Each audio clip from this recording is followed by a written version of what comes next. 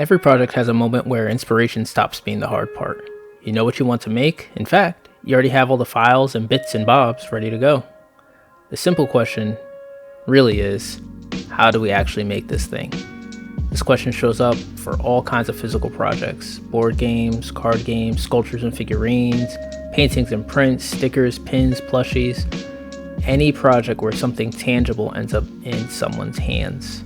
The thing most creators don't think about is what impact that answer has on everything else. It can affect so much, even how much you enjoy the creative process. The right choice can make the project feel manageable and sustainable, maybe even fun. You picked the wrong one, and a great idea can turn into burnout. Hi, they call me Pi. I'm creating an indie card game called Your Class Rep, and I ran straight into this decision multiple times. I want to walk through the real differences between DIY production and working with a manufacturing partner, and the practical trade-offs, risks, and benefits of each one. All right, let's get into it.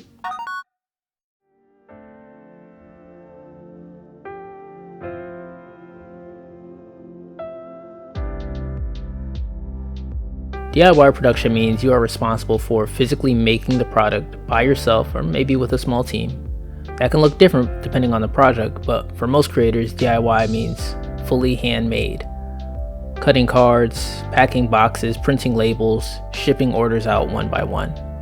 For many of you, DIY may also include buying equipment like printers, cutting machines, heat presses.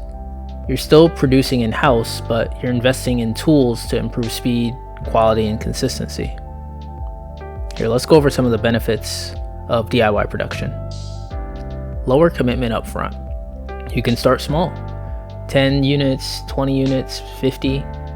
This keeps your financial risk manageable and lets you learn without overcommitting. Full creative control. You control materials, layout, packaging, and timing. If something feels off, you can change it immediately in the next batch. Fast iteration. DIY is perfect for testing. If users of your product give feedback or you spot a flaw, you're not locked into thousands of identical copies. Equipment becomes an asset. When you buy tools, that money does not disappear. Equipment can be reused for future projects, side products, or even content creation. Over time, this can lower your per unit cost. Deep understanding of your product. You learn every step of the process, where costs creep in, where quality matters most, where customers notice the details. Some risks of DIY production. Time is a real cost. Packing and shipping orders takes at least hours. That time has value, even if no money has changed hands. Equipment costs add up. Buying tools can get expensive quickly. Not all equipment pays for itself unless you use it enough. Limited output. No matter how efficient you are, DIY production scales slowly. A sudden spike in demand can overwhelm you. Quality ceilings. Some finishes, materials, or tolerances are simply hard to achieve at home or in a small workspace. DIY production shines when you're early, experimenting or learning. It trades speed and polish for flexibility and control.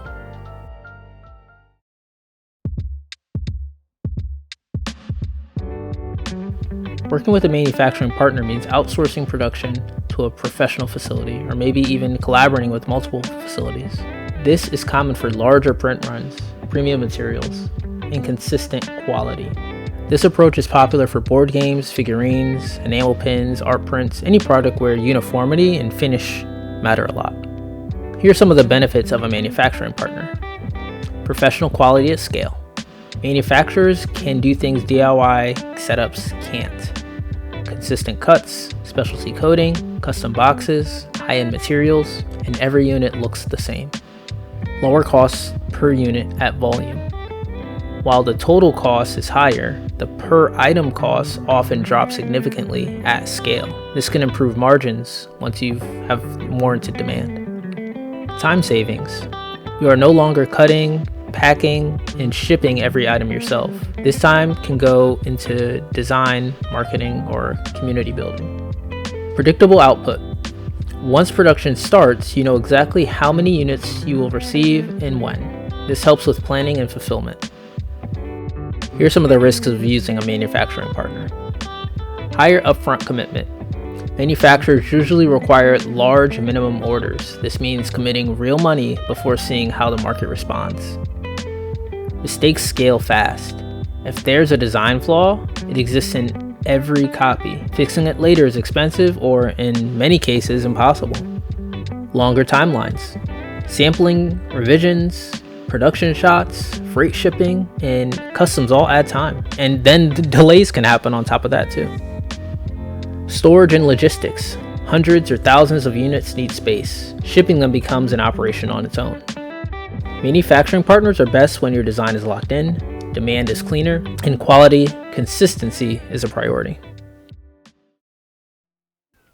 Hey guys, I just want to interject for a second.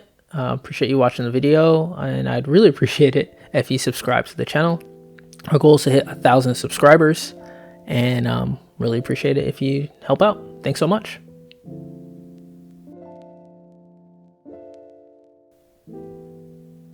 How to choose the right path for your project.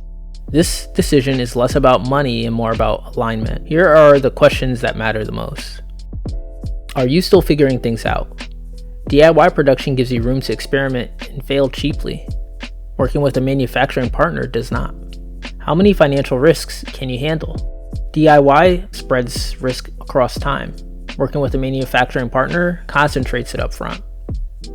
Does quality need to be premium immediately? If yes, manufacturing wins. If not, DIY is often enough early on. Do you want to invest in tools or outsource labor? DIY often means buying equipment. Manufacturing means paying for finished goods. What kind of workload do you enjoy? Some creators love hands-on production. Others find it draining and prefer design and marketing. For your class rep, I'm combining both paths. I'm starting with DIY production to test the game, learn from players, and refine the experience. I'm also learning what parts of production I enjoy and which ones I don't. If the response is strong, I'll move to a manufacturing partner for a larger run. That shift will let me scale with confidence instead of guessing. This hybrid approach works well for many physical projects. Start small, learn fast, and scale intentionally. DIY production and manufacturing partners are not competing ideologies.